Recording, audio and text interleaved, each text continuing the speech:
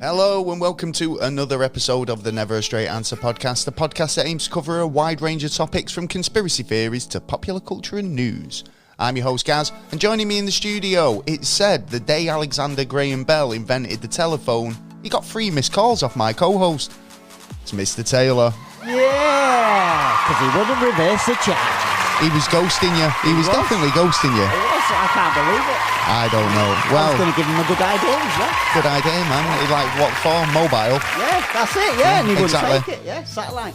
Apparently, I've heard that you can strangle a man with a cordless. Oh, yeah. Yeah. Every day, all day. Well, anyway, enough rambling. Welcome back to another episode of the show. Yeah. We'll get plenty of rambling coming up, We but thank will you for indeed. joining us, new listeners and repeat offenders.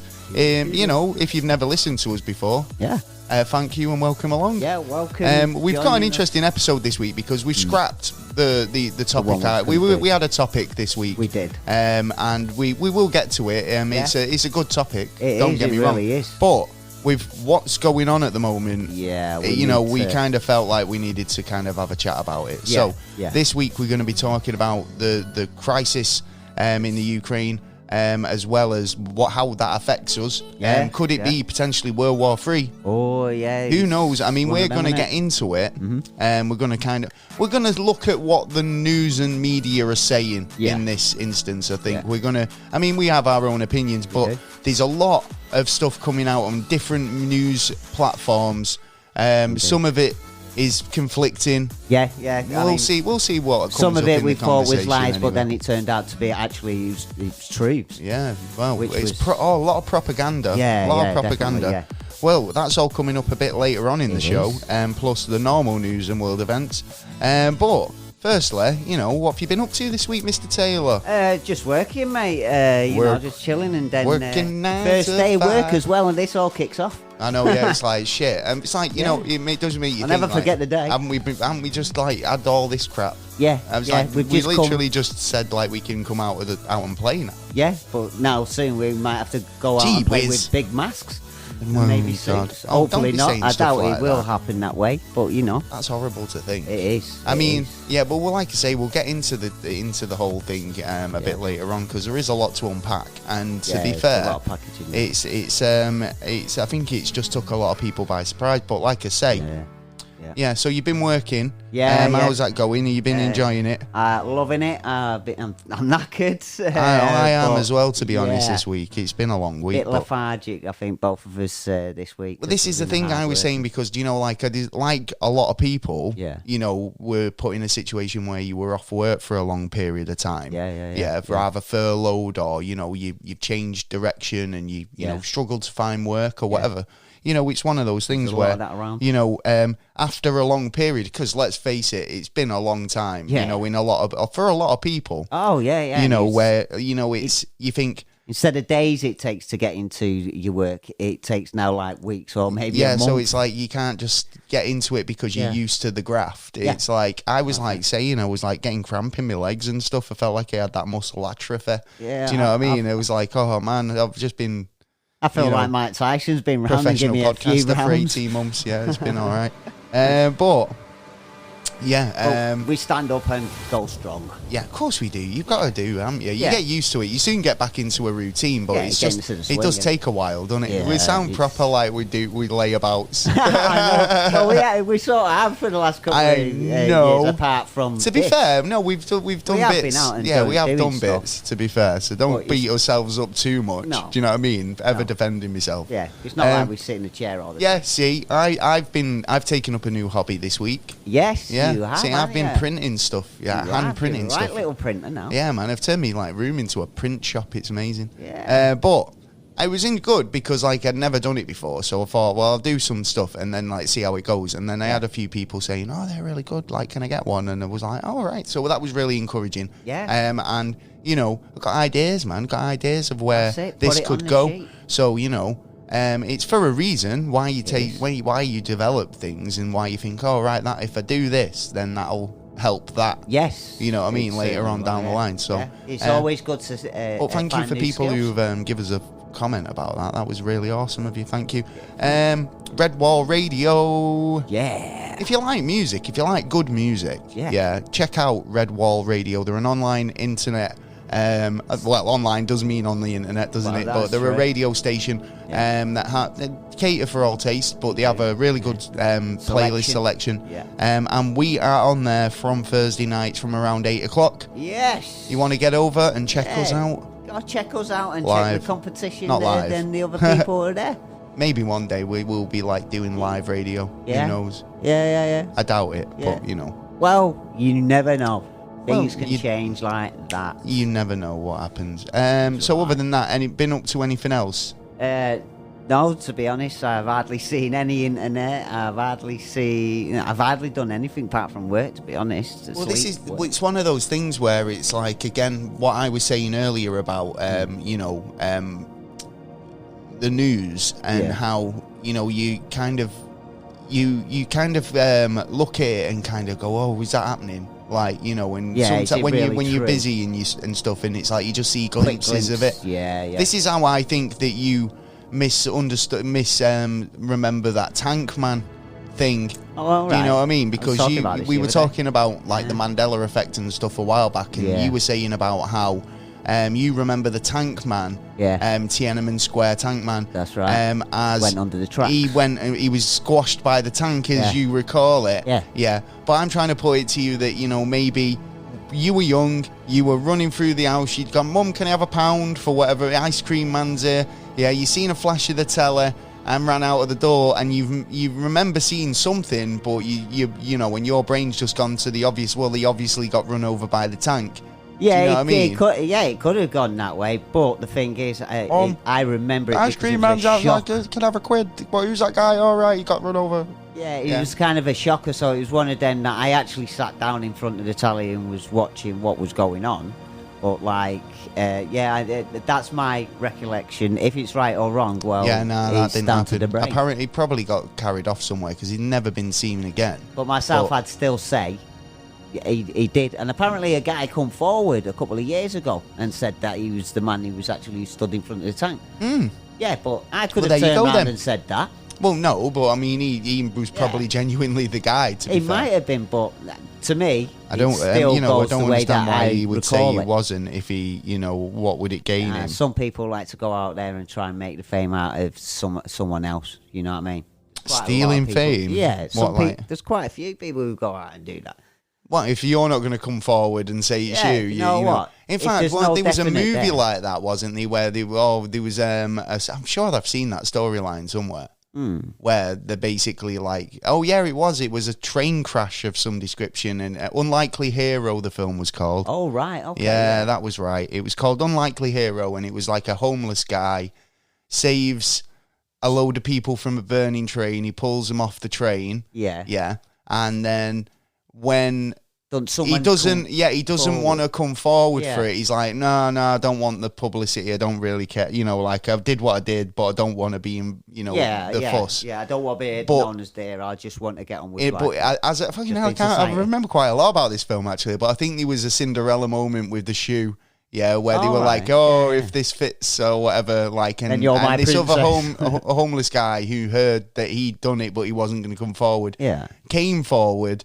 Right. And when I was like, I'm really humble, I don't want any, and acted all humble, which made everyone go, and want to help him out more. Yeah, so then he gets all the riches. Well, it comes out, obviously that he wasn't the real hero. Well, but by that point, it's the story that means something rather than the actual individual. Yeah, do you know what I mean? Yeah, totally, totally, man. There's a lot of heroes. Check that film out, though. I think it is called Unlikely Hero. Yeah, I might have. 80s style. Yeah, I think was it Bruce Willis?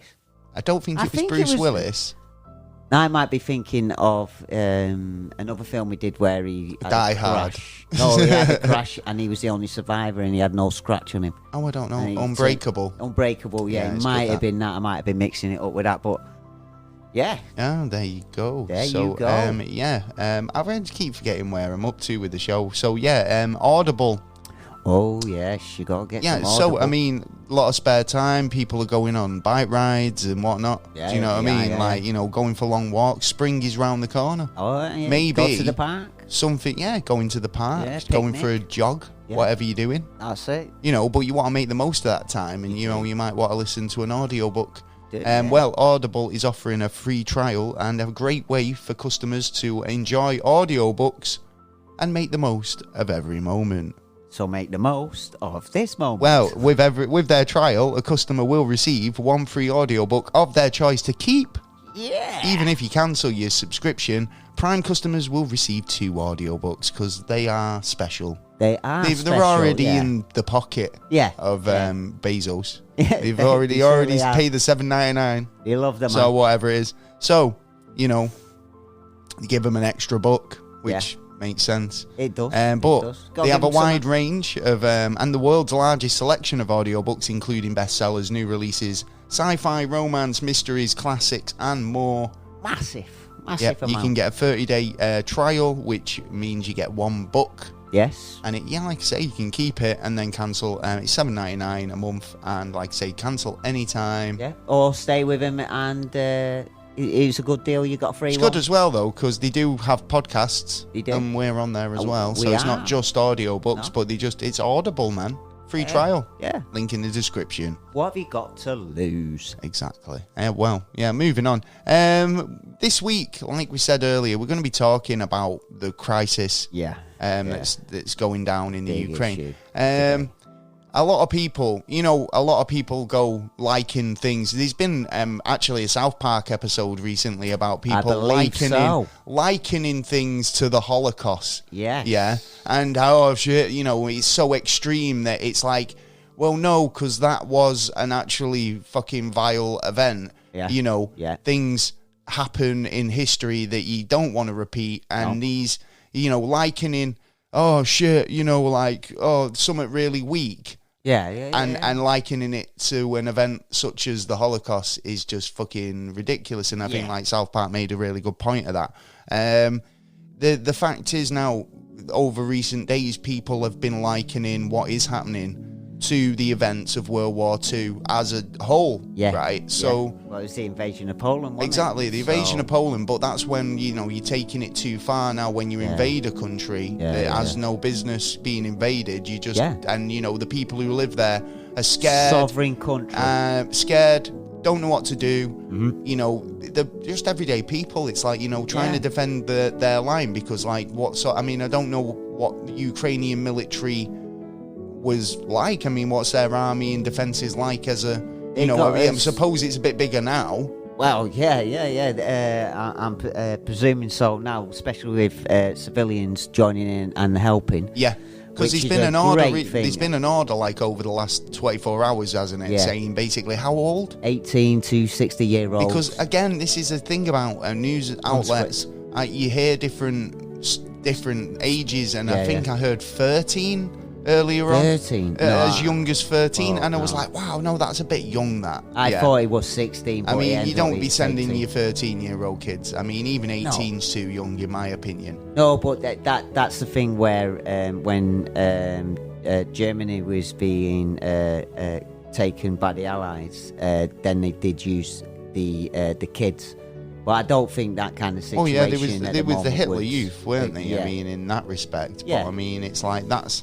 But I don't think that's like kids who have been brainwashed into believing the ideals, and basically going, right, we'll take them from a young age, and we'll fucking instill that stuff into them as kids. Like it's not like, it's funny actually, because obviously, like, we have the internet and we live in a world now that's like really open in terms of like what was happening in World War II, and the idea that you could keep mum. And loose lips sink ships was another one from World War II, and they'd be like, you can't say things in case a German spy was listening in. Then, nowadays it's like, the amount of data, amount of information that's coming through from all over the world. And Russia has been known to be a worldwide hacker. It's very difficult to try and suppress that information. So you do see a lot more propaganda and memes. That's right. All sorts of shit, coming through. Any bullshit I mean, where do you stand on the memes? Do you think it's just the way we kind of process humour now on the internet? Because it is a weird one, isn't it? I mean, it's like literally days, hours, minutes after an event happens now that it seems like a meme's come up.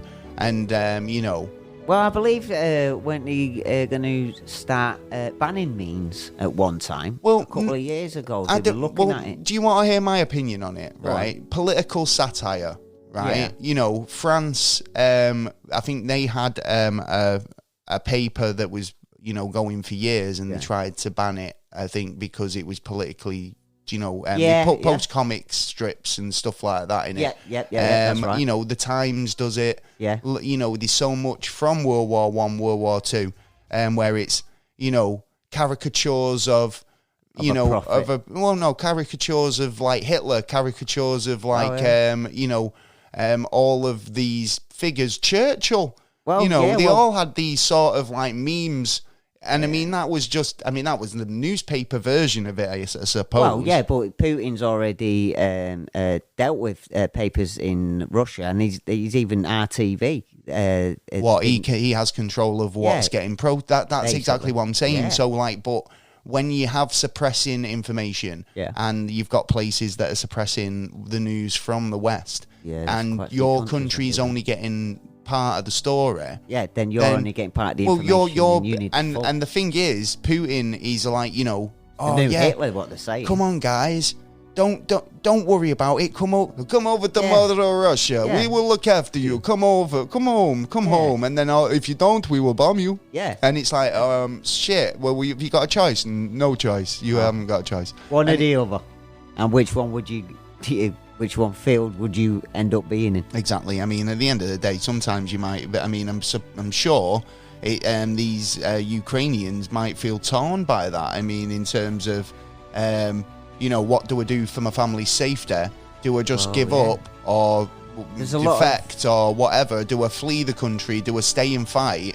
Because there's a lot of people who have like mooched off. Yeah, I was reading a story earlier, actually, about a guy, 45 miles he walked, harrowing journey from the Ukraine to the Polish border? Yeah, because the Polish border seems to they've closed it.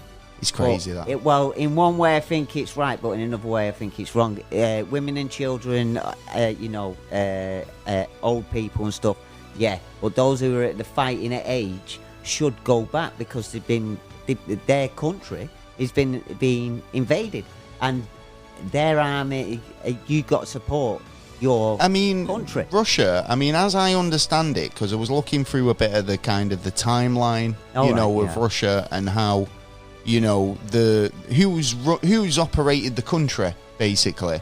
Yeah. I mean, going back as early as, like, you know, the 1200s, that far? Yeah, mate, it goes back, right? And it was a country in itself, but then it became under Russian rule, like in the late 1700s. Yeah. Yeah, so it was under Russian rule then.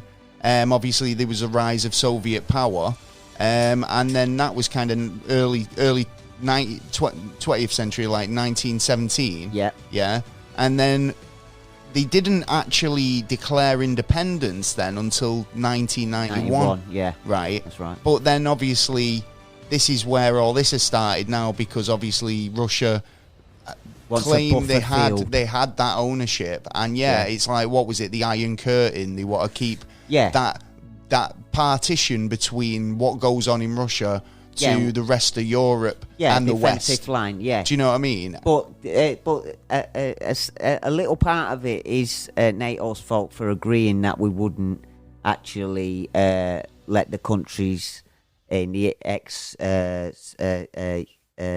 Yugoslavian to actually be a part of NATO. But then one by one they joined up, which they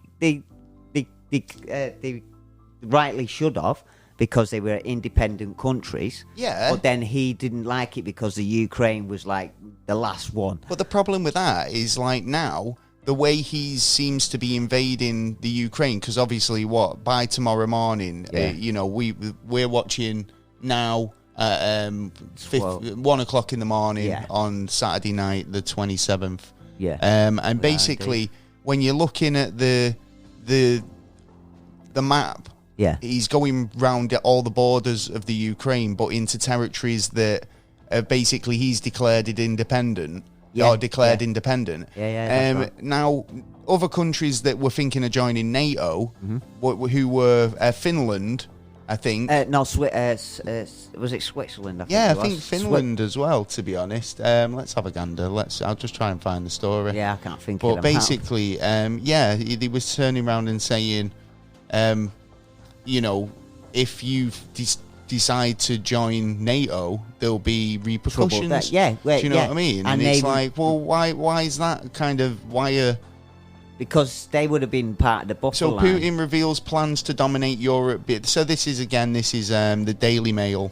So who knows? Yeah. But Putin reveals plans to dominate Europe beyond the Ukraine. Neighbours Finland and Sweden are warned that they'd face military and potential consequences if they decide to join NATO. Because when NATO come out and started speaking about Russia going into Ukraine, both the representatives from their country was there. So the side to basically state that we're looking at getting into NATO now. So what's he got against NATO? Really? I mean, what is the problem? Well, we're fucking. You're always looking west depending where you are in the world. Oh yeah, do you know but what I mean? Like the West is different to. You can't just go. Russia. That's racist. Do you know what I mean? You can't just say, oh well, that the West. Do you know what I mean? As a fucking country, that's just stupid. Countryist, if you like. Yeah, but he has his own set rules, and he's like mafia ruled it basically. It is mafia rule, isn't it? Basically, it's because the guy we were talking about this because I mean, in terms of like being in charge, most countries have a set amount of time, and then they have an election. Independent. Well, that's it, because it's not a democracy. We have a democracy. They have a dictatorship, essentially.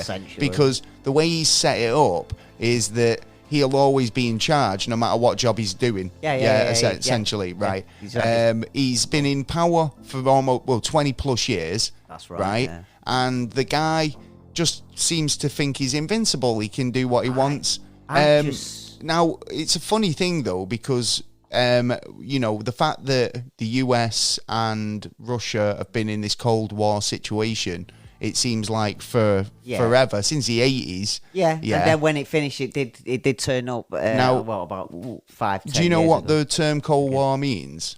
Go on. Well, basically, it means that, say, it's a war but silent. But it's more to do with that if I can fire a missile at you, you've got anti-missile defense. That's right. And if I fire a missile at you, you can defend against it. If you fire a missile at me, there's no point. I can defend against it. There's no point fighting. It's Cold War, right? We know we want a war, but we haven't got we ain't Until got we time. developed what we've got. Right, now that's it. You just hit the nail on the head there, because while the West have been fighting the war on terrorism and a number of other fucking massive things, Russia's been apparently developing their arsenal, their warfare, put more money into the exactly. So, are we at a point now where Putin thinks that don't think he's got brains this we were beyond the Cold War situation now? We're at a point now where I know for a fact we've got shit that you can't defend against. Well, this is what gets me about how the West had let him get into Georgia and take a little bit of their land, and then get into Ukraine, and they basically did nothing. Give him a few sanctions, a bit of a slap on the wrist. Well, this is. I was going to get into sanctions. But no one wants the world war. This is the thing. Well, nobody does want a world war. No, that's the last thing anybody wants right now. At any time, right? But the point being is, so you got to have do you think that the governments are being too soft? Yeah. To the extent and speed that this is going, right? Yeah. Do you think that the sanctions aren't big enough? I mean, they got laughed at. The first couple of sanctions they put out was like, 3 banks and a couple of people. Yeah, 5 banks and 3 people, that was it. Yeah, so I mean, but now it's more sanctions. Yeah. And aid, but there's another problem at the minute of aid getting it. Well, aid is, but it's not the type of aid that they might. I mean, obviously they need it, but it's crazy to think that when I think of aid, I think of medicine, food, water, essential items that are going to help people survive, soon, right? Really but soon. they're not talking about that type of aid. They're talking about weapons, rockets, fucking all this type of stuff. Missiles. They're talking. I was actually listening to an American talking about Stingers being sent over there, but the problem was the shipment, the last shipment that they received was a little too late. So what they're asking, because what Putin's basically doing is going, right, fire a couple of rockets over there, kill a few civilians, send the troops in, they'd be less likely to, you it's one of them. It's a scaremongering tactic, isn't it? And I think that's what he's trying to use. And I think that was a big thing the other day when he made that statement, suggesting that if we do anything to get in his way, then we will face consequences unlike ever seen in history and all this jazz. So that's a bold statement. That's some big from Putin. That is some big bollocks. So if he's coming out with stuff like that, is it just a matter of fear? Like we're gonna say you this, and if I say it's something bigger than you've ever seen, well, you're gonna think twice because you think, well, we were ready to go in, but he said this now, and it's like that could be enough to But the anger on his face and the way he was saying it, I think he has. I think he's lost it. To be honest, I think a part of his game plan's actually been lost because, like yesterday, Russia took over 25% of the country. But then today they were supposed to actually go straight into the centre, but they've actually been pushed back. They've actually had to slow down a bit. But then only a couple of hours ago, there was word that he told all his troops to push hard all the way through. So in the next 24 hours... So until what happens when they get to the border... on the other side, if they take that, but are they going to thinking that they can go all the way through Europe? This is where NATO countries are along the borders are actually saying we need to be ready and prepared because if he's willing to go that far into that country, it only takes one soldier or one bullet to cross the line and kill. An innocent on another on a NATO countries. Technically, they can. They've already started war with us, which would be a world war because of the Turkish. Well, because we've got. Well, this actually happened. Didn't you say this? Actually, a Turkish boat. And they're so for the NATO. people listening at home, basically what's happened is during a crossfire, was it some Turkish boat has been hit, and obviously Turkey being a member of NATO, that's firing upon a NATO allies. So then that declares war. But Turkey today has actually stopped the Reds on the Black Sea. They've actually stopped all the Russian naval ships from going through. Well, actually banned. Do you know Russia's just not a fan of respecting airspace, or any sort? It's like keep your 2 meters, Vlad. Come on, mate. It's like it's the constantly they totally disrespect airspace and any lines drawn. Right? That's right. Yeah. So it was like only weeks ago when they were sending submarines and stuff into off the coast of Ireland, and saying now we're doing drills. It's like, why are you doing drills so close to? It's a lot of it seems like intimidation tactics. He's testing the waters, and he's been testing the waters for a long time. You've got to think, though, these guys, we think about stuff like MK Ultra, and experimentation and psychological experimentation. Even when we've talked about using propaganda in the sense of paranormal research and psychical research, right?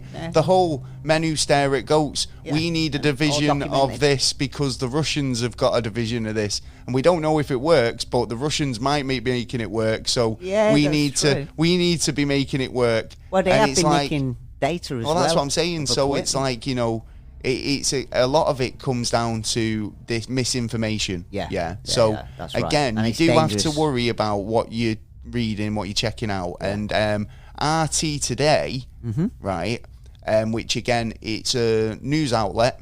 Russia I quite TV. like it, actually, do you know what? We've talked about it in the past, and I've always had an alright opinion about it. Yeah. Whereas it offered sort of an unbiased opinion about what was happening in the UK. Yeah, like right. you know what, or around the world. Yeah, because it's best getting information from outside to work out. Apparently, they're being accused over the last few days or few weeks of putting out a lot of misinformation and a lot of bogus news stories, essentially. Yeah, putting out the frighteners and stuff. So, I mean, like I say, you've got to kind of trust who your kind of news outlet is, I suppose. UK troops, or UK is set to send more troops into Russia, apparently. Have we got troops over there? Have we got a lot? Because, well, no, they'll be setting them on the borders because... Well, yeah, exactly. That's what I thought when I read this headline, because I thought, why would they even be able... If we go into Russia, we get shot. Started World War III, yeah, exactly, basically. Yeah. So, but like, they're going to be, I suppose, they're saying here they won't enter the Ukraine.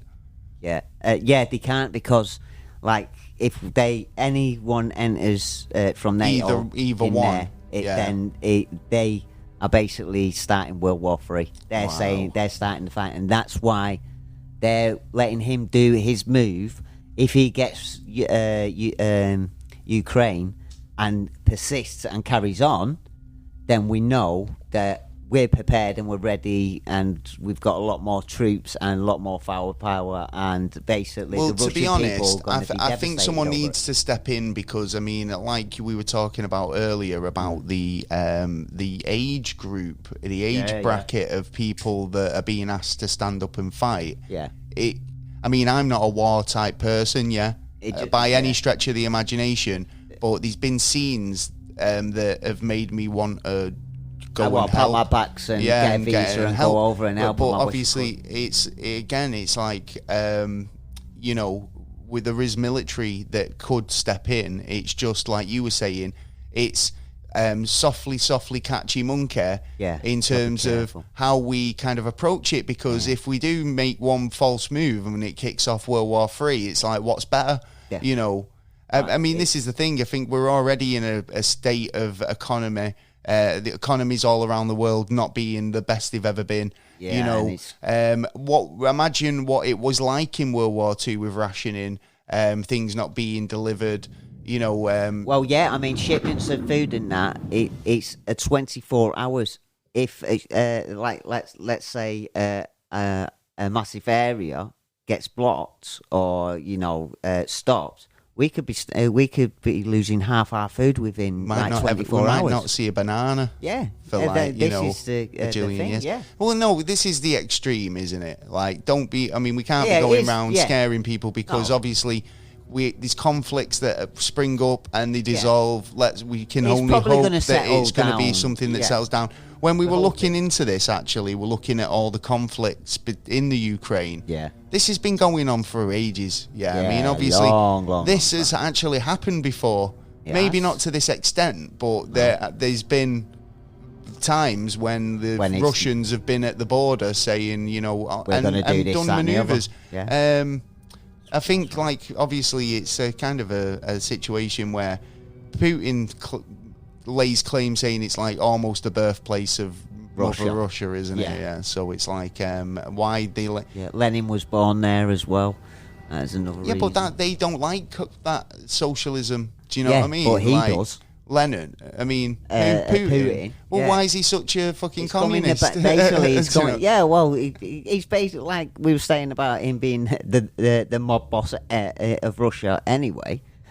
Because he's got so much control. He's got so much control over the media. He's got so much control over the military. He's got control over the oligarchs and the rich people, his mates, so-called mates. So that's why sanctions hit his mates, because they're trying to get to his personal life. Of course, I mean, you were talking about his mates. Roman Abramovich. He's apparently very close with Putin. And apparently now he's been, it's not apparently about it is happening. He's been forced to hand over the stewardship and care of Chelsea in an official statement. So basically, coming up to the Champions League, he's Chelsea owner. Games. And he's been spotlighted as a Russian sympathiser, I suppose. And it's like, dude, can't have you here. We don't know what you're going back and telling Putin. So your football club, you're going to have to give it up. And he's found, like, you know, a caretaker, a stewardship, which is actually a trust, a care trust or something that he runs, that will or he's involved in the club or partners in the club. They should send the children home as well from the colleges and that to hit the parents to hit to him. Well, how do you mean? As in, there's Russian oligarchs, students. I know a couple of Russian people who have, like, you know, moved here, work here. They've got really good jobs, you know, in education and stuff like that. They're just hard-working people. This is the thing about things like this, right? I mean, I've heard a couple of people say stuff like, you know, oh, is he Russian? Or hope you don't know any, statements like Russian that. People are great, and I mean, it was like that in World War II, where it was like, you know, oh, he's German. Oh, do you know what was it? Oh, Nazis and all the rest of it. And it's like, you're labelling all German people under the same bracket. There's a lot of people who just want to live their lives out there who are like, I don't even agree with Putin's politics. There is actually quite a lot of people. In fact, wasn't there a report of a unit of Russian troops going into the Ukraine and handing over the weapons to the Ukrainians? That's right. About 4,000 of them come because they didn't agree with Putin's politics. Well, we thought it was rubbish at the beginning of it, because the first report was one of the jets come down. They shot one of the Russian jets come down, and the troops give themselves up straight away. Didn't fire a round off. All I know, right, is if the UK, did something unexpected to piss the rest of the world off, and I was living abroad, and they turned around and said, look, sorry, you're going to have to pack your bags and go home, and we're penalising, freezing your bank account, I was just happened to be a citizen, and I'm just but your dad was a friend of Putin, for instance, of the Prime Minister. Exactly. It's like, wait a minute, I'm just there doing my job. I didn't, nothing to do with any of this. So, you know, I understand that it's easy to get swept up in the politics of, like, it's a world, it's those people, or it's that country and the people who live there. It's not necessarily that way a lot of the time, but that's why you get the resistances and stuff like that. But that's true, but I think also, go on. You know, you've got the idea that these people who aren't, you know, fans of the politics. And keep the nose out of it and not... exactly. I mean, like I say, they're just hard-working, everyday people. You know, we have busy lives these days. We don't have time to do a lot of things.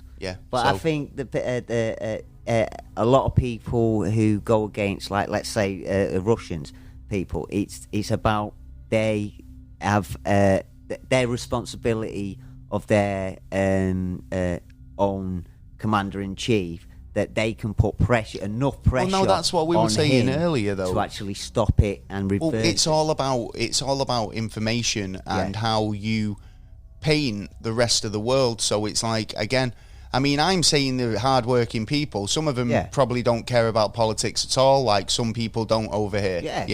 These people who were hardcore Putin, and these people who were just like would have voted for the other guy.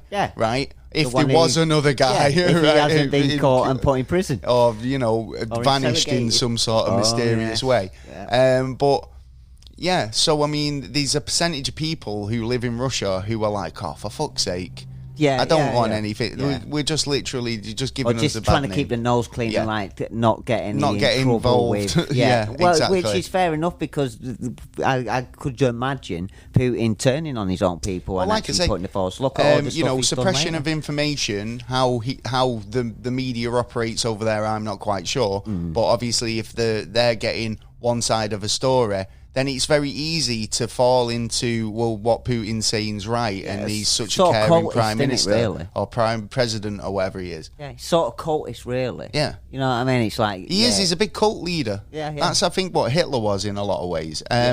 Going back to sanctions, obviously there's a lot of like sporting events that are getting penalised. We just mentioned Abramovich. Yeah. Or Abramovich. And the football, when the final was supposed to be. FIFA are facing pressures to kick out Russia from the World Cup. Yeah, Poland. After Poland and Sweden announced that they refused to play against them. I totally agree with him. I think even the Winter Olympics that's coming up, the second stage of it. I mean, she like, if you want to talk about Winter Olympics and sport, then obviously the Russian the not ballerina, like ice skater. She was like high as a kite, or pretty much in performing enhancing drugs, I think. No, it was. She was told that she was some sort of athlete. She was definitely like competing there, but she had a drug test. She came back positive. They said that she could compete, but she couldn't win a gold, and then fell. Yeah, and a couple of times. Cried. Yeah. So it's don't do drugs, kids. But she won it for the team, but for her own event, she didn't, because she was more pressurised on at that time. So she had Putin saying, your family are going to go missing if you don't win us a gold. Well, she did for the team one, but for a single one. But it come down to, I can't remember what the protein's called, which athletes use. And don't forget, really, she's still in the stage of growth. So her body's still changing as well. Okay, so you're adding extra chemicals or taking different chemicals. So do you think that it was just a hormone thing rather than actually being drugged or using the performance enhancements? Well, let's see. Russia was taken out of the Olympics because of drug tests that were supposed to have said positive, and they come back with the results negative. Was kicked out for, I think, is it one Olympics or two, a couple? I think it was just the one Olympics. So individuals went instead. You know what I mean? So if they've been caught like that before, sometimes we take a little pick me up to get me going in the morning. It's the winning attitude, isn't it? You know what I mean? It's like you've got to do it. I mean, how much pressure? We've seen Rocky 4. Well, that is exactly that story. Do you know what I mean? That's right. You've got a guy who's like, I need to be the best. I need to beat Rocky. And it's like, he kills Ivan Drago. He runs up a mountain, kicks his ass. Yeah. Should have been the end of the series, in my opinion, but that's a controversial view. Too.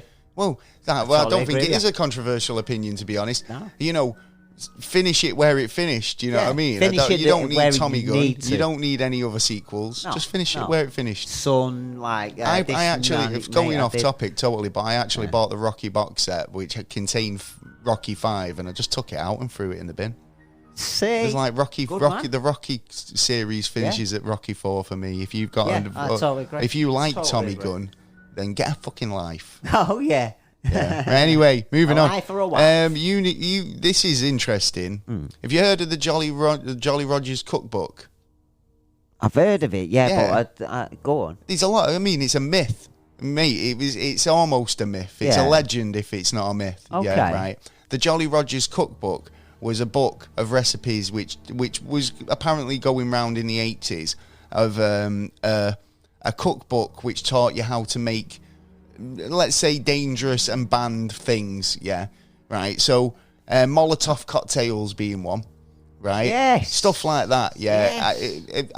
Incendiaries, shit like, that was you get in trouble for, right? And the book got banned, and existed as a PDF for a while, on the internet. In the early days of the internet. I had the PDF. I can imagine a lot of people did find it eventually, but dangerous. The Ukraine... the people of the Ukraine have been flocking to the internet on Friday. Apparently, Google lit up on Friday with people from the Ukraine looking up how to make Molotovs. Yes, I was watching them today. I'm not sure if they got it out of the Jolly Rogers, but I mean, I'm sure those recipes. But apparently, using. I mean, I don't want to go and tell you how to make one. I'm not going to do that. No. But, I mean, the videos of the Ukrainian people making them, I was like, wow, these guys are like production line. I just think they're amazing at the minute. They're actually standing up. Do you know what? They've got that plucky British attitude. Do you know, it's like they've got the Bulldog attitude, It's like, They almost reminded it, and this is the thing when they say about likening it to World War II, because when you do see scenes of people sheltering in the tube stations and singing songs for morale, and being having that bulldog spirit, like you say, I mean, it makes me think, wow, these guys, well done. Because there's a lot of countries that have done in the past that haven't done that. Now you see. Extra forces have had to come in to try and sort things out. Yeah, you see the president of the Ukraine. Brilliant, I mean, he does. Well, yeah, he seems like a nice guy, because wasn't he a comedian? He was a civilian comedian, and it shows that has he got a bit of funny? Has he got some funny about him? Does he? I mean, obviously not at the moment, but he's not like cracking jokes. As far as I'm aware, I mean, I don't talk Ukrainian, but if I did, then he might be actually. Yeah, he could be. But he must be, because he was a big star. He could be. Well, but like fucking like Frank Carson or something. Well, yeah, he was. Well, look at the president. What's his name? Who did Star Wars? You've got what's it as well? Do you know what I mean? Obviously, the president of the United States, who was an actor. What was he called? Ronald Reagan. Ronald Reagan, yeah. That's the guy, and he I've believed in space stuff. The last couple of weeks, and I keep forgetting his name. The actor, Ronald Reagan. Ronald Reagan, he was and an I suppose actor, Jerry Lewis is Secretary of the State. Yeah, well, anyway. Know. And the guys seem to have been doing a good job, and he's standing up for his people. He hasn't done what a lot of them do, and like leave the country and go, right, you sort that shit out. I do it from afar, where you's actually getting hurt. He's actually there, and he's actually willing to get in with the people. But all the videos I've seen of him, and I'm not dissing the guy, because like the one today? Well, no, I've seen a couple where he's literally in like a khaki green military t-shirt, and he's out on the street. But then it's like that scene in the Hunger Games, when they get her out in a really quiet bit of the war zone to do some propaganda videos. It's like, look, I'm still here fighting the fight. Yeah, and I mean, fair play to the guy. If he's using propaganda, then use propaganda. It's psychological warfare as well as fucking tactical. But he's showing the spirit of the Bulldog. This is the thing. He's showing that he's will. I think he is still there. I actually, because the Prime Minister over here asked him to come over, so he was okay. But he's standing with his own people, and I'm loving that. Do you know who else is standing with him? Well, I don't know if they're standing with him, but it's a fucking bold statement. This, again, another bold statement. Oh, there's a lot of them. When the Taliban... Taliban calls on Russia and the Ukraine to end the crisis through peaceful means... Fuck off. And shit. That is... that's... This is Euro Weekly News, so, I mean, I don't know how reliable the story is, but apparently the Taliban calls on Russia and Ukraine to end the crisis through peaceful means. The Taliban, come on, it's like, you go in, Taliban, you go in and help him. Don't practice what you preach if you're going to be all like, can you sort your own shit out before you start, like, Well, true, but they're after money now, aren't they? Because they're skint and their people Well, that's because they've just rinsed the place. Yeah, they've just gone in and gone, we'll take all of this. Exactly. I'm just absolutely loving the way the people are trying to take control and like stop this enforcement, because this is that country at the moment is a line between, you know what I mean? Yeah, and of course. Yeah, it's so easy to just hope it doesn't happen. I mean, in terms of like retaliations, I mean we're gonna move on shortly. I mean, I think we've chatted about this for quite a while, but actually not that. Just to say, a actual boat was brought into land today, because I think it was a part of the sanctions of one of the banks, and it doesn't happen that often, and it was on its way round there as well. So it's like, it already now will affect the people of Russia themselves, the people themselves. So so it seems like the sanctions are actually doing something. Started already, yeah. Right, okay. So they are having effects, but let's see how strong it is. I mean, I've got one more thing to add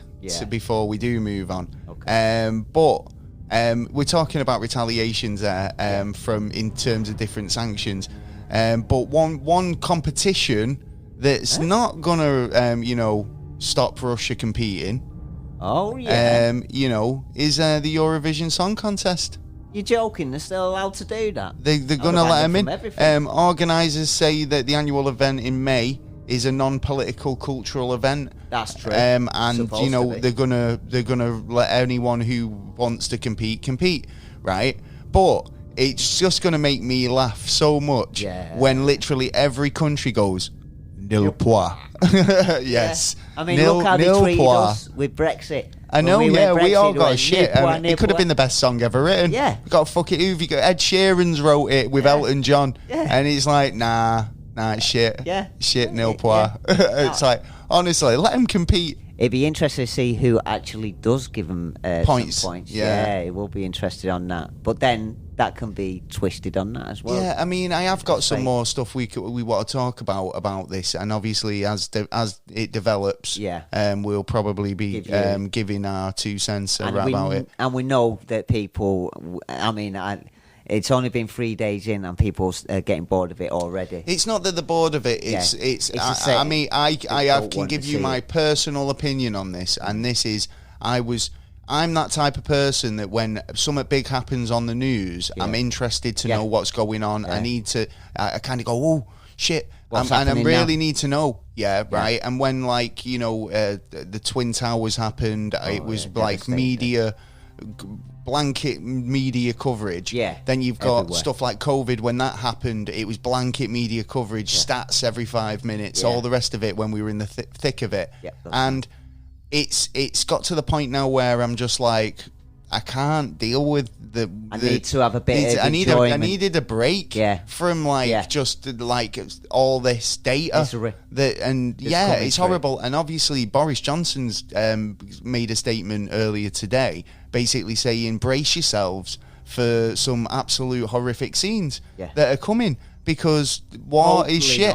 And people say, I mean, we've had the conversation about what's war good for, and it is absolutely nothing. And I mean, I don't want to be cheesy, but I don't want to say because we've had this conversation, we have had this conversation and the conversation regarding technological advancements and this, that, and the other, and population fucking control, and this is where it depends where your point of view's coming from. If you're pro capitalism and pro fucking control and pro, I see it more pro defensive. How's it? No, I mean in terms of control, global culling and shit like that. It's like it's almost like, COVID didn't get rid of enough people, let's have a war. And I mean, I don't want to. That's not what I'm saying is the happening. But I mean, it's like it's too fucking many things happening, and that's why I think that the news is too saturating.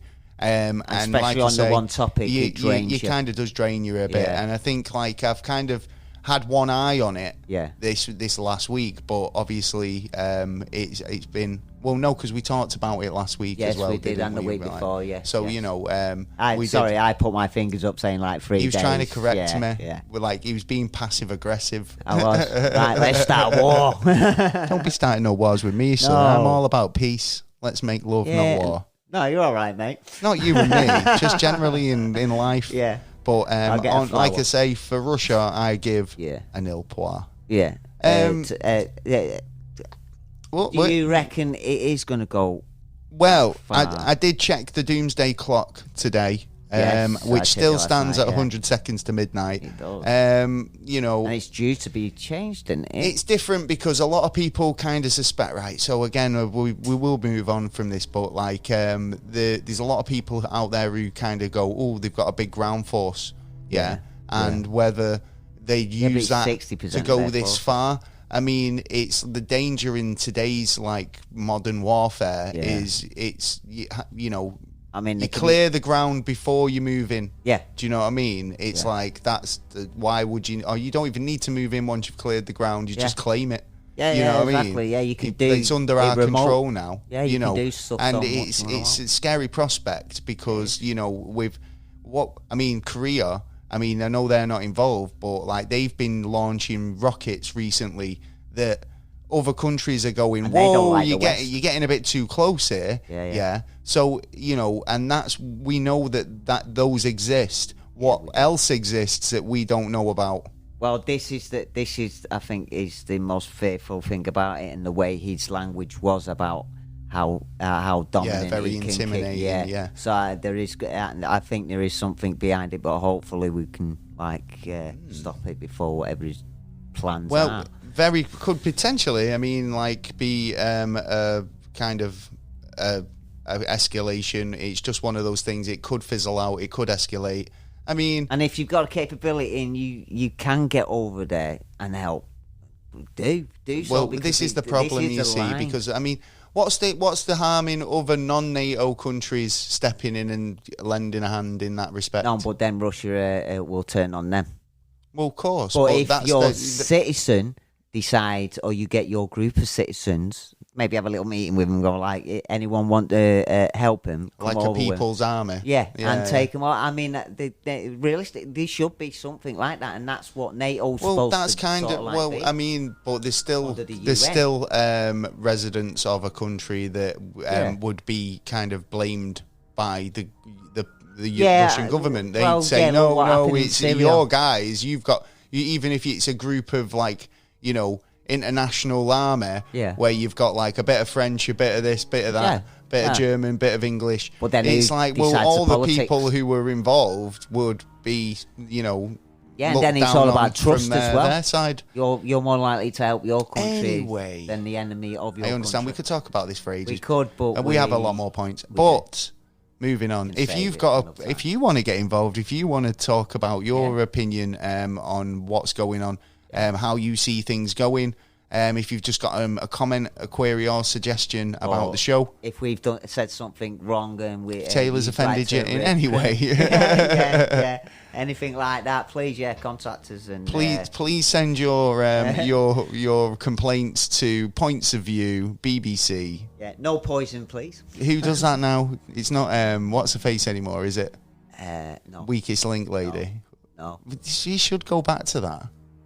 Well, that was good, that show. No, she's too busy doing Countdown now. She's rubbish at Countdown. Yeah. They should she's still got a fucking attitude. Apart from the lovely what's her face? I you know we were. The girl who does the words and the numbers. Susie. Susie? No, Susie. Susie. No, she's the one with the dictionary. Who goes that's the one. Yeah, you got it right. Yeah, Susie. Oh, all right then. Yeah, keep like her. Susie. No, keep her. Yeah. But the other two, they're not as good on Countdown as Rachel Riley and even the other guy who kind of came in for Countdown. Jimmy Carr. No, he does. There's people around the world who just don't know what we're talking about. No. So basically, there's an afternoon show called Countdown. Yeah. And it's basically you might have a version of it, but it's basically a spelling and maths quiz. Yeah. And you get a variety of kind of really hard mathematical equations or adding up. Yeah. Stuff you couldn't do on your fingers. No, it's pretty hard, to be honest. And some spelling, so they just get a load of vowels and letters and I got some get free them in letter words sometimes. And then you can kind of try and make a word out of it, and they'll go, "Oh, I've got a 5-letter word." And then he'll try and beat me with a 7. Yeah. It's and if really I've got boring. it right and it's in the dictionary, I get the 7 There's points. a comedy version which is called 8 out of 10 Cats Does Countdown. Yeah. And that's actually pretty funny. With Jimmy Carr, wow, I can't believe I've just had to explain Countdown. So Countdown's good. But he might be taking off Countdown now, The only people who watch Countdown are students and old people. Generally. Yeah. And I aim to be both. I've been one, can be the other one soon. There you go. Pretty soon, so you get to enjoy Countdown twice in your life. You do. Don't you? You do. Yeah, there you go. Yeah, have you heard this about Jimmy Carr being taken off for being controversial? TV? Yeah, he said something. He made a Holocaust joke. Right, is that right? Yeah, and she is called Susie. She's called Susie Dent. Yes, off Countdown. Right. Yeah. But yeah, lots of books out there. You see, I'm not sure if this was it was just something that he PC said. Going basically, overboard. he wanted to make. You know what he's like. Yeah. It's Jimmy Carr. If you don't understand Jimmy Carr's humour by now, then. He's a comedian for a reason, so it's not meant to be part of being a comedian is in his sort of line of comedian, being a stand-up comedian, is offensiveness.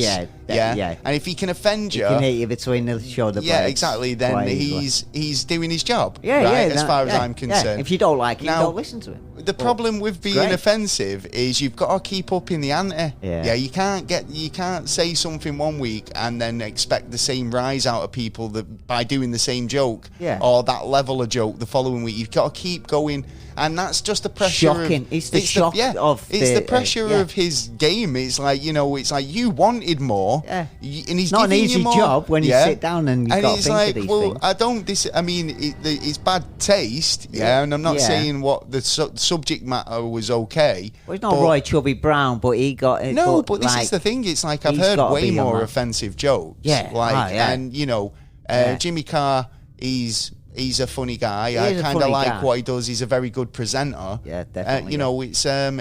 It's one of them. I don't obviously see what happens on that one, but I think it was just a case of that he said that he had the most offensive joke that he'd written. Yeah. And he does it at his shows. I know, that's it. Shows, and he says, if you don't, do you want me to tell you these? And the audience, obviously, tell me that joke. If I don't like it, I don't like it, but I'm not going to kick you off TV. This winter, relive the epic tale of one man and his hat in a brand new episodic adventure spanning all space and time. Off, mate, it's my show. I'll do the trailer in it. My name is Tom Hardy from Peaky Blinders, and I've finally broken away from them floppy cocks over at Cole Caller's Comedy. I'm finally getting my own podcast, Hardy's Hardest Hats. A show where I test the strength of every hat ever made until one is crowned the absolute hardest. Does this mean we need to record all new episodes? Nah, sod that, Bane. We'll just rehash the old ones, innit? But what happens when we run out of episodes? We'll cross that bridge, mate. Anyway, the show is jam-packed full of special guests, such as Tom Hardy from Legend, Tom Hardy from Venom, Tom Hardy from Dunkirk, Tom Hardy from Inception, Tom Hardy from Bronson, Mark Strong, Gerard Butler, Tom Hiddleston, Tom Hardy from Star Trek Nemesis, Tom Hardy from Mad Max, Tom Hardy from The Revenant, Stone Cold Steve Austin, and many, many more. Hardy's Hardest Hats. Get it wherever you podgoblins get your podcasts from. Mate.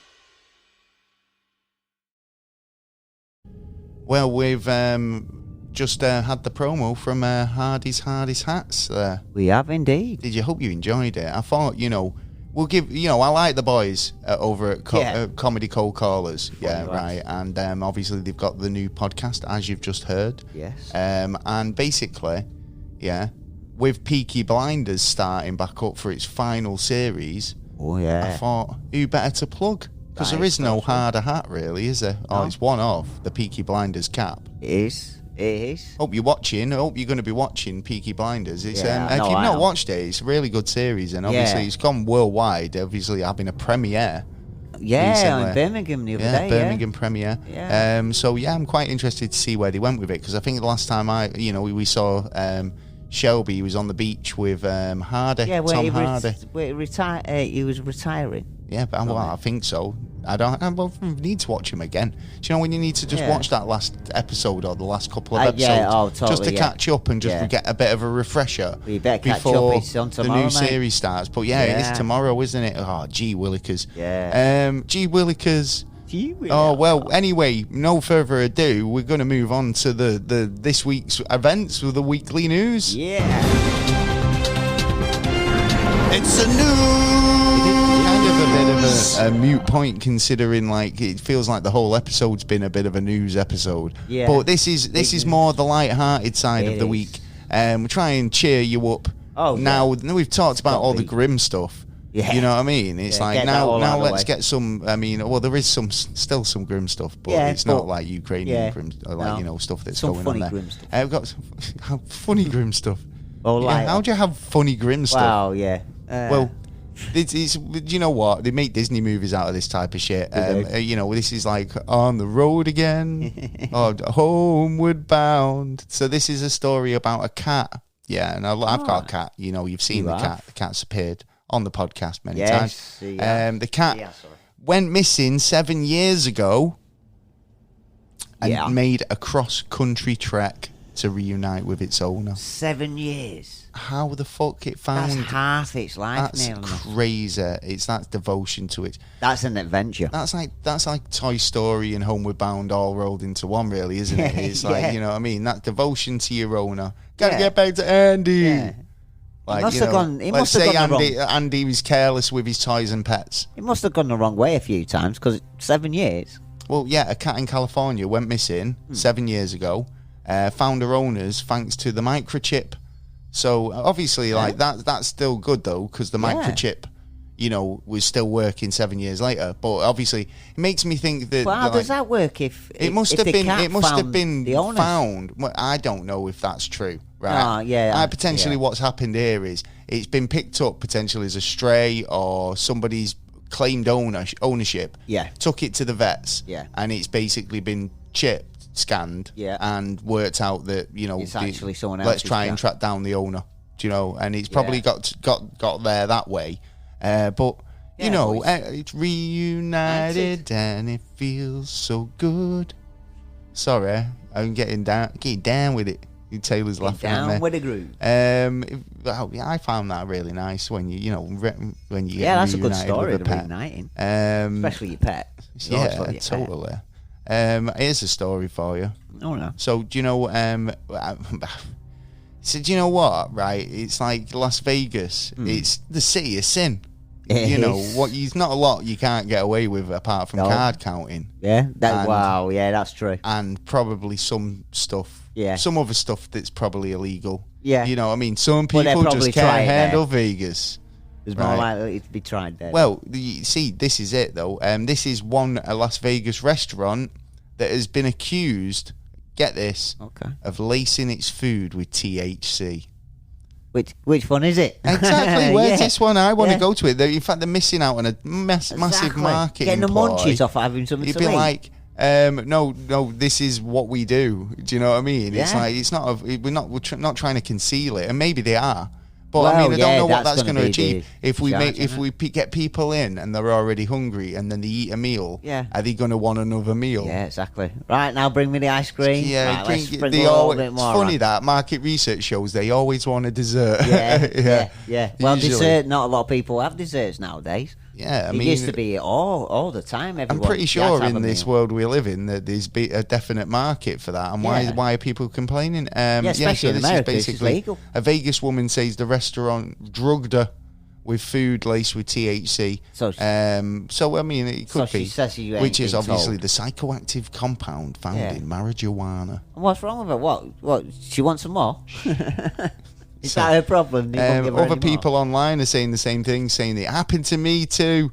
My food I got high as a kite, and it's like, and then I went back the next day because it was so good. Yeah, I wanted more. Seriously, come on. I mean, they must have, like you said, unless she was doing it secretly, they must have had the advertisement all around the place because and it must have been busy as fuck. Well, they're too busy raving on about the meat-free burgers. They're going, we got meat-free burgers. Yeah, They've got put a bit of THC on there. You'll eat it. The plant-based. Everything. We thought they wouldn't mind because it's plant-based. Yeah. Do you know? I mean, they no could go. Nuts, no extra we blame calories. our suppliers because we get them from a supplier or whatever. I don't know what food they're talking about. I mean, if they just sprinkled a bit of chili and then put a bit in and then this is the good shit. Yeah. Like sprinkle they must have known that they must have had a secret ingredient in there. That's why they were rushed off their feet every time. 24 hours. I mean, to be honest, it's quite an expensive ingredient to be putting in your soup. Yeah, but you'll get your money back though. Oh yeah, of course, because you'd be like people going, Jack, have you been to that? I mean, nice to be honest, business. I mean, it depends. Is smoking weed legal in Vegas? I think so. You would think it was that sort of place. Yeah, you could do anything else. So, I mean, is it more a case of that it's without their consent or it's not being advertised as such? Because I don't think people would care if it was marketed in a way that was to say, you know, like a completely THC experience. You know, you can have a pie and you're gonna get high. Yeah. Do you know what I mean? Yeah, Like, yeah, there you go. exactly. You can have Read that what one. he said. There you go. Rebrand. Yeah. I'm yeah. the That's a Gordon good Ramsay. one, that, I'm the actually. Gordon Ramsay of branding. I like that. Yeah. I do like that. I'm going to fucking use it one time Shit. as well, yeah. No, you're not. Yeah. I don't want £1 every time you do. We'll talk about it later. Well, there you go. But something you said earlier. Yeah. I found this story. I think it was, when you supposedly die. Yeah. Yeah. Or when you supposedly die. When you die, Yeah. right? There's always been that sort of thing about your Flashback. life flashes back, Yeah. before your eyes. Yeah. What do you reckon to that? I reckon it's sort of like a computer, like Rebooting. taking all your information away. Right, like a data upload. Yeah. Well, data deload. Yeah, like uploading Yeah. to a server. Yeah. Or yeah. maybe like Or uploading to something because uploading no to your really, next vessel. Yeah, because I can't think of any other reason unless Some people say it's chemical reaction. Yeah, and I mean, Yeah, well, it's all chemical I would reaction, say it was like your final sparks of like life memory, the things Your that were most essence. important to you. It's like, if you're about to kind of lights out, then you're going to be like, what was the most important thing to me? Some people, when they look at True. people's last words, Yeah. and it's just something really random, and it's like, who knows what your final thought will be, because even, like, your what's the trait? Hardly kiss your me. mind can kind of like move so quick that, your last thought could be whether you put the bins out. I don't know. Well, that is a good point on does it happen to everyone as well, and is a certain instance where you do get that, and there are certain this is the story, you see. So like scientists have done a study and recorded brain activity on a dying 87-year-old man. Okay. Right, so to try and glean an insight into what happens when our brains die. So I would have thought it was like a chemical reaction, like, obviously your brain is dying, so it's stopping making some chemicals, potentially making others that it didn't whilst it was alive. Well, that's and right. the combinations of like your last neurons firing, these types of things. I don't know. The elderly man was admitted to hospital after a fall and developed epilepsy. So the University of Tartu, which is in Estonia. All right. Yeah. Basically conducted the research in an EEG to try and determine what the brain activity was. Yeah. While he was, I think, having a seizure, but also on his dying, and they're concluding that potentially there was a lot of brain activity just before death, and we measured 90 seconds of brain activity around the time of death, and set specific focus investigate what happened in the last 30 seconds before obviously his heart stopped.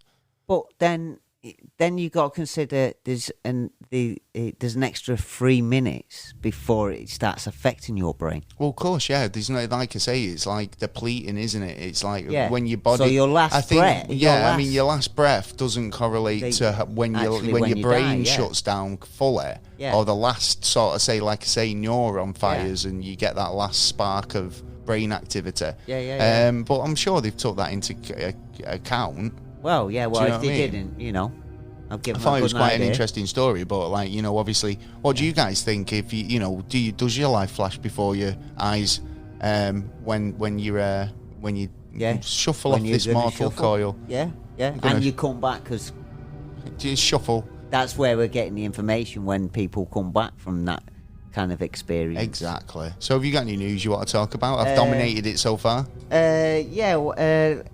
X-rays have unlocked secrets of King Tut. I knew this was going to happen. With scanning researches and radars and all the rest of it, they were going to find something. So what's unlocked? Well, what's the unlocked now? They've unlocked his iron dagger. Is actually made from meteorite. Really? Yeah, which is. I wonder where he got that from. Rare. Well, yeah, There seems to be quite a few bits of meteorites. Well, you know where I'm going actually... with that. Where did he get that from? Did he get it from the people above? Oh, yeah, the people above. It's like, we will bestow on you our ancient dagger. And it's not an ancient dagger, they've all got one. Oh, hey, but to us, it's like, wow, check it out. Sacred object. Could it actually have some kind of properties of, like He-Man? Well, no, more of like, I have the power. Object. I could move the object. What, like with a waft of my sword? Yeah, to build thing. Sure it doesn't glow up when, like, orcs in here? Wow. No. Maybe not. No. But, yeah, the 18th dynasty Egyptian king's son. The King Tut. The King Tut, yeah, but he was buried with, like, about 5,000 objects. I know, yeah, this is crazy, isn't it? I mean, the fact that, you say you can't take it with you. Exactly, yeah. Well, he did. So, and they all did, all them pharaohs. And luckily and all that. he did, because then we it's found like, no, you can't have any of it. It's amazing that these dynasties survived, really, isn't it? Because considering, like, each one of them, when they died, they wanted to take it all with them. Well, it's yeah, like, they were how all did he stabbing each other in the back. Well, that's why. Yeah, do you know what I mean? It's like, look, he's building a tomb, he's loading all his gold in there, he's saying that he's going to be buried with it. Yeah, I'm getting nothing. Yeah, so I'm just going to stab him in the back and take his gold. Yeah, and exactly. I'll throw him in his cave, but I ain't taking. Don't need all that rubbish with all these pictures. We'll throw it in the tomb. Crazy. Yeah. So why was King Tut was he murdered? I suppose. No, he had they reckon he died because he had deformities that actually affected him and killed him. Okay, but this was one of the items that they found in the I think it was the 1920s, and they always thought that it was just like I said, iron dagger. But then they decided it's one of the objects that they're looking into at the minute, and found that it was an interesting that surprisingly at the moment over the last like 10 years there's been more objects that have been found around the world, such as daggers, that are not what we thought it was made of. Okay, so like otherworldly materials. Well, and stuff. I think it's more it's meteorites, but is it the meteorites that have that's been? An otherworldly material. Well, yeah, true, and it has properties, valuable properties. I'm and still disappointed that it's not like gonna, change Adam from Eternia. You never know, you know what I mean? They might not know the magic words. Abracadabra. Just try it, don't you? You just go all through the words. Wow, sure, yeah, a lot of words. You brute force that. Do you do it in Egyptian? Do you do it in English? Do you do it in French? All of them. Just do it in all of them. We'll get Boris Johnson. Get Boris Johnson in. Apparently, he can speak a fucking every other language under the sun. He did a thing, didn't he, the other day? Like a speech to the Ukrainians and like Russians and stuff. And he was like basically talking in native tongue. Yeah. Don't know. I'm like, it's like when JFK went over to Berlin. Yeah. And he says, I'm Berliner or whatever. But he apparently said he was a donut. Ah, yeah, like, that's the thing. You can't make that kind of mistake. Yeah, do you know what I mean? Yeah, that's like people getting tattoos and then find like Chinese tattoos and finding out like it's part of a menu or something. Well, it's funny you should talk about what politicians are saying. Yeah. Because I've got this story here. It's a UK politician who tweeted threats against a journalist. Yeah, said they were going to nail their balls to the floor. Oh, that's a bit naughty. Yeah, well, it's a bit harsh, isn't it? A bit extreme. They basically had to take down their user ID or their handle off social media because they're getting abuse. So like I say, you don't go around saying nail gun someone's testicles to the floor. Not unless you're going to do it. well, no, because then you do it. Then. You're a politician. You should be. You should be more calm and collective and like do as you're told because we own you. Yeah, do your job. Stop messing about. Do your job and stop messing about. Yeah, or we'll cut your wages. You could just do this instead because I found this. Story. Yeah, I think that, as jobs go. Yeah, it's one of them, innit? It's like I could rope you into doing this. Like company offers more than $6,000 to smell dog poo for 2 months. Oh no, It's like, remember that when we met? Yeah. Down dog poo lab. Yeah. What did you It was do it for a was job? amazing. We were working together at dog poo lab. Yeah, you loved that, didn't you? You used to have your nose in that poo all day. Oh, good sniff. Good sniff. Good sniff. Six, Smell everything. I did overtime.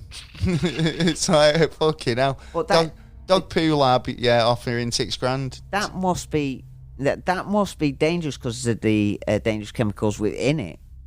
And are they doing it to test the reaction of the body, and is dog shit all like around with all the chemicals that will obviously flow off it? Is it a lot harmful?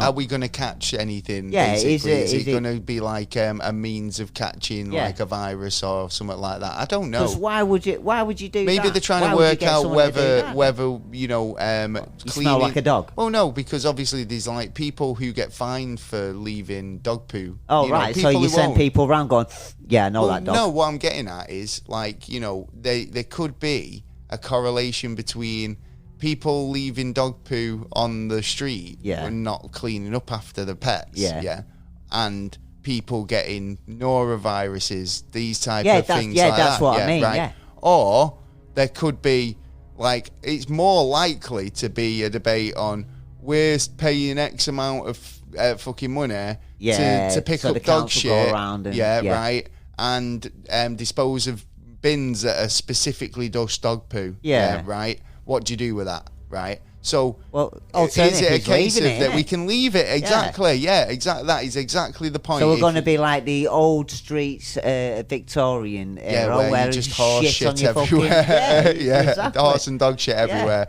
and it's like your trainers are fucked. Yeah. Because it's like, But then again, would it help our immune systems for the future? You need a stick by the back door. Just in case. Yeah, do you know what I mean? You're definitely wearing wellies. Yeah, totally. Not flip-flops no more. So it's a job. Someone's got to do it, and like I say, that could creating memories. Well, I'll send your application in. I'm okay. I've already sent mine. Have you? Right, sweet. I'll send it for my brother then. Yeah, of course. It's been a lot of you've seen about a lot of grim news, but go on. Well, on the 17th of Feb, apparently Facebook had said the Queen had died. Really? Yes, and another Hollywood Unlocked claimed as well that the Queen had died. Misinformation, man. Week. Yeah. See, she's a killer queen. But the funny thing is, it was the start of the struck conflict. Down in quarantine. Yeah, but they have backtracked on it, and it was like naughty. You can't go around saying stuff like that about the Queen. 95 years old. Yeah. It's coming up to another. Is it Platinum Jubilee this year? Yeah. Longest running monarch ever. Yeah, because she's just been for quite a time now. Yeah, she's not going nowhere. Yeah. But yeah, she's had COVID the last couple of days, last week I think. Yeah, and obviously she has been feeling a bit poorly. But she's saying that she's still doing her bits and light duties, signing her signature across them. Yeah. Making ketchup recipes. Yeah, she's there finessing her that's what tomato she does. sauce. She's got her eye off the job, and she's more interested in the sauce than she's like Wonka. Definitely. She's like, fuck this engagements, mate. I've got a breakthrough on an avocado ketchup. Yeah, let's get in the kitchen. I'm on it. Yeah. Right, let's do this. Found these stories, mate. Like shootings. Yeah. Crazy because obviously, I mean, you defend yourself, and you're taught from a young age that you need to defend yourself. If anything happens to mummy or daddy. Yeah. I mean, especially in the States. Yeah. Right. I don't know what. To be honest, it's weird. It's a weird concept because obviously they've got to kind of teach their kids, about maybe. Safety. Some people do, but I mean, obviously the safety of it, I should imagine, because I mean, if you have one in the house, if you're responsible adult, but if you're a responsible adult, but like, I mean, that's not to say, because there's people who there have guns for protection, but the kid doesn't need to know about it. So, if you keep it in a safe and it's in a safe locked up place where a kid's not gonna get to it, and I mean, obviously people just don't believe in it, but this young 4-year-old. from Utah opened fire on a police officer Whoa. after his father told him to during an arrest. No. Yeah, so this kid's basically just doing what daddy told him. He's 4-year-old, you know. I think, like, you know, I don't know. It's a bit of a weird Must story. have been a hair trigger on that. But yeah, 4-year-old fired at police officers as his father was being taken into custody. Utah police said the child's father brandishing a weapon at a McDonald's and waving it around at an employee over an incorrect order. The child who fired the gun at the police was in the back seat with another 3-year-old sibling. Oh shit! But that's going to be extra charges for the father, and he was lucky he didn't. He could have shot his father as well. Yeah, so the officers would have 4-year-old, been there. like I say, opened fire after his father was told that he was being taken into custody. Oh, that's This is the thing, you're going to lose it over an incorrect order when you've got your kids in the car. yeah. Now that's not teaching your kids good thing, Value but I mean, lessons, yeah. how's the kid got the gun on the back seat? He might have had the gun in the front seat because some states you have to have a weapon. Well, that's what I'm saying. How's the kid managed to get to the front seat to get the gun? Because, if it's the same as if I went and you had McDonald's in the front and like I'd reach down, I'd reach from the back. That's to the front. weird. That's a crazy But situation for the it should have kid. been on safety for one, unless the kid knew how to deal with I that. just don't see and why it's you'd need to locked up. carry it should have been around like that. Well, the officer should have taken it if he knew that the weapon was in the car. Yeah. Realistically, but did the officer check? Well, that's his duty. I should imagine it was a part of his duty, especially if it's in a state where you always carry a weapon and he had no weapon on him.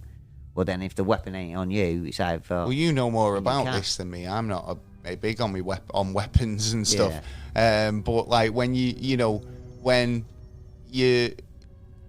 I see people in the news the news and they're kind of openly walking around the streets with a gun holstered. Yeah. But that's because legal. you can't conceal. Yeah, because you can't conceal it. You got to make sure everyone sees it. That's really weird to me. Do you know what I mean? It's like, again, it's crazy to think, because going back to what we were talking about earlier on in the show, about how people in the Ukraine, they're being asked now from as young as 18 to bear arms and stuff like that. Yeah, that's right. If we were in that situation, what's available to us, it'd be like, quick, get the cutlery straw, get that spoon, fucking pizza cutter. You know what I mean? It's like, what are you gonna do there? It's like the average household isn't weaponized.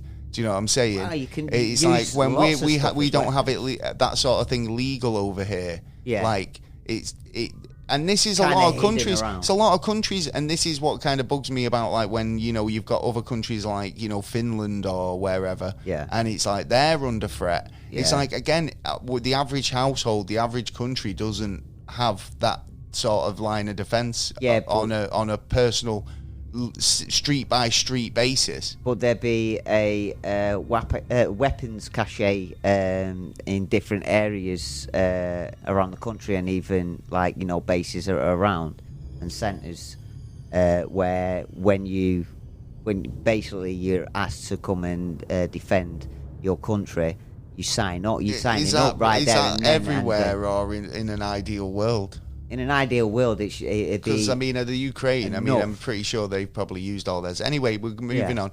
But now, don't forget now, though, a lot of civilians don't really have to do that now, because we are in a collective of armies that look after each other. Or supposed to look after each other. That's the point. Yeah, but that was the point. That's why they wanted to join us. If they would have joined us or NATO, then Russia would have... they couldn't basically touch any country without the rest of these big countries taking them out, and they know they wouldn't have been able to do it, so they'd have to spend more money on building forces and building something and that's the more likely chance that they would drop a bomb, because there's no other way out.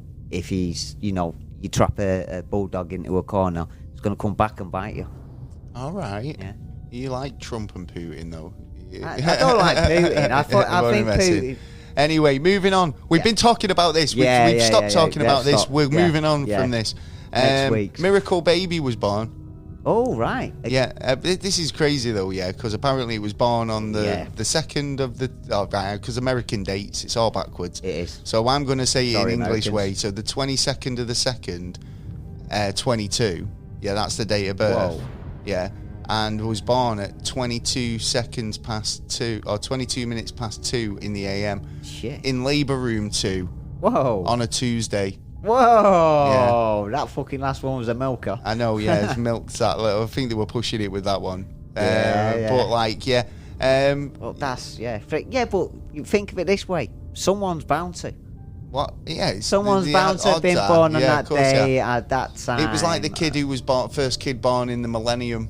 You know, he was going to be one. Right. Yeah, because weren't they one, and then he got transferred because someone else was born a second earlier somewhere else in the fucking country. Yeah. I'm after the record. You don't want it. First kid of the millennium. Yeah. I want that for Look my at me. baby. What do I get? Fuck all. I mean, it's like when it gets to all the 7s or something, like all the 6s. Yeah. Well, the 6s will be a big one. Anyone born on the 6th of the 6th, 66 or 2066. Yeah, or 6066. At 6 minutes, 6 fucking minutes, past 66 6. minutes past 6. With 6 seconds. You can't do 66 minutes past 6. On the 6th day. Sorry. You can't do it. It's physically impossible. No. Sorry. Sorry. It's not happening. So, Yeah, so moving on. I've got a couple more stories. Boom, boom, boom, boom. Yeah, did you see this one? Wreckage from an 18th century ship. Oh, no. Yeah, just washed up on the shore of on a Carolina beach. Oh, really? Yeah, it's like, you know, when you look at... It's all these people looking for history, and then sometimes it just washes up. Yeah, you know, I like it. You know, historians have been investigating an aquatic mystery after wreckage from what is believed to be an 18th century ship just washed up on a beach in North Carolina resort. But haven't we had bad weather lately? Yes, we have, yeah, of course. It could have, the pressures could have pushed. Potentially as well. I mean, what was that earthquake, that volcano pushed a lot of water, pushed a lot of thingy as well, didn't it? I mean, that created mini tsunamis. Or like, you know... Or there could have been movement that actually made, you know, pushed it up, and then all them other events actually brought it to the surface. Well, something's dislodged it, hasn't it? Yeah. I mean, it reminds me of... Do you remember when there was that... you know, there was a tale of kind of Garfield clocks or Garfield phones. Oh, yeah. Something stupid like that. I can't remember. It might have been... I think it was Garfield or Bart Simpson or something stupid. Ducks. Yeah. No, I think it was Bart Simpson dolls or Garfield phones. One of the two. Yeah. Right. And for years, they just kept washing up on this beach. Yeah, but only a few at a time. Yeah. Ducks. No, it wasn't ducks. It wasn't ducks. It happened the same yellow ducks. Well, that's not the one I'm talking about. But like basically, because you've not even heard me what the point is yet, unless you're just assuming. I'm assuming. Assumption is the fucking fuck up thing. Yeah, so don't. Right. So, there was a shipping container fell off the ship. Yeah, and it was filled with whatever. Yeah, right. But it was only damaged enough to trickle the product out bit by bit. Yeah. So over years, like a few would come out and wash up on the beach. Yeah. And they worked it out that it was like a container full of the things, and they just got rid of it eventually, I think. Yeah, there's loads of containers in the ocean though. Oh yeah, loads of them that have been dropped. I mean, and they must. So it's obviously dislodged something, is what I'm getting at. Do you know what I mean? It's like this whatever the motion in the ocean was. Yeah, it was a motion. It's dislodged this boat. It gave birth to and this it's just washed boat. up on the coast. You know, it's pretty interesting because, like I say, the guys in Oak Island have been trying to find a boat for ages. Yeah, and spending millions on it when you just go to the coast. There you go. Just hope. Yeah. Yeah. But I wonder what the story's going to be behind this boat, though. Yeah, that's it, isn't it? What boat is it? Because, I mean, obviously, there is records of what boat sinks. Yeah, that's if you can get a little bit extent. of the record on it, if there's any stamp on there. To be honest, it's not a full boat, right? It is mainly... It's a piece of wood. It's a lot of wood. Yeah, all bolted together. Yeah, right. but it's a bit rusty, a bit manky. There's not much boat left to it after a while. But it is a big floaty piece of thing. Yeah, right. Yeah. But they believe that the wreckage is to be the remains of a ship that once sailed in the 18th century and has washed up on the beach. So yeah. I wonder if there's treasure in the bottom. Maybe. Might be a little bit treasure. Yeah. Just a little cupboard. Yeah, a little nugget in the corner. A little cupboard or a little gem tucked in a crack. Or them. Yeah. Or never know. All of it. You never know where treasure might be hiding. Have you got any more news? No, I'm on NASA. He's got nothing. Oh well, I've got one more story, and then you can give us your NASA news because I haven't got any NASA news this week. Yeah. Actually, have I got 2 stories? No, I've got 1 story, and it's actually a weird one because do you know like vegans? Yeah. Yeah. Right. So there's a couple of things that vegans like really crave, go mad after. Yeah. All right. And I didn't one know of they them. have a crave. Well, yeah, because it's like you've got to replace things so. You can eat something that's, a bit filling. You're probably sick of potatoes, jacket potatoes and stuff like that. Yeah, so they go try and find these alternate, hearty fruits and vegetables. Yeah, something new and different. That can kind of add new flavour, but also, the stodge you need sometimes. Do you know what I mean? Yeah. So, jackfruits have become stupidly popular, apparently. And there's a news story here. I mean, it's all over the internet. Yeah. That jackfruits are selling in London for a whopping £160. 160 quid? There's talk of people quitting the jobs, right? What? But basically, jackfruit is considered a bit of a pauper's fruit, right? Yeah. So yeah. Most people who live in a country where jackfruit grows, it's everywhere. It's literally like you'd be sat under a jackfruit tree, and you could pick them freely, and for the rates they're going for, I mean, you could be a millionaire selling a product that's just readily available and, easy to grow and, grows at the side of the road. Mad. Yeah. So some people are thinking, like, I'm going to go back home and import jackfruit. Hell yeah. You know what I mean? So it's like, make my money. To the extent that they've gone up to £160. Yeah, but how can they when they were originally imported, it was like 88p. So what's made it so expensive if they're around everywhere? The demand. We don't have them naturally. Yeah. And vegans and being vegan in this country is a bit of a big thing at the minute. Yeah. And it's a choice. Yes, it is a choice. It's a choice. Not the right choice, but no, that's your opinion. That is my opinion. I mean, I'm not against vegan food. It's quite nice. But it's some of it. I mean, like lentils and like rice, and stuff like that. Do you know what I mean? It's salads. But what I'm getting at is, you made me lose my train of thought. That's not vegan though, is it? Yeah. Anyway, I'm not against vegan if you want to go vegan, if you want to try it for a bit and be a vegan flexitarian or whatever. But I never understood that as well, mixing... We're going off topic. We're going off point. But what I'm saying is, like I say, we don't have those fruits growing here in the country, so we have to import them. But obviously, it's quite a big thing, isn't it? Yeah, and the taxes went up on the import from the COVID as well. So all them, could have been because of that. That's why they've gone up so high. But I can't see. I can't see it going up that high. Yeah, I agree with that. Because otherwise, people couldn't go and quit the jobs to become jackfruit traders. Yeah, well, good thinking. If you can buy land over there in anywhere where it grows, I think I have tried it, to be honest, a while ago. Yeah, because I had a friend who worked at this place that did like fruit and veg deliveries, and he used to bring back like a box of fruit and veg, on a like Saturday, and the house, it was in a house share at the time, but he'd always bring back something tropical and something that we'd never tried before. Do you know what I mean? And it was like, so you'd always go, "What's this?" And like, experimentation. Yeah, there was these berries actually that had a little Chinese lantern around them, like, and I was like, "These are crazy," but like I've never had them before. I can't remember what they're called. Somebody tell me what they're called. What were they nice? Lychees or something, maybe. I can't remember. Oh, like all types of weird shit. Would you have that star fruit? Oh, what's that one? I can't remember. I don't know the name of it, but it is the word. It smells like dead bodies. No, It is then. nasty. I can't handle smell. smells like that. Honestly, it's like a bleh. No. Yeah. Well, yeah, Bleh. it's like eating sick, innit? Oh, Like, let's you not wouldn't. paint a picture. I've just Yeah. made a noise. Yeah. Says it all, doesn't it? Really. Us. Well, there you A go. lot of fruit. That's it. Give you the runs. Oh yeah. Too much jackfruit. Oh. Well, that's the end of the show, I think. It's always been an interesting one. If you've got any comments or opinions or suggestions, Yeah. give us a shout. Always happy to take them.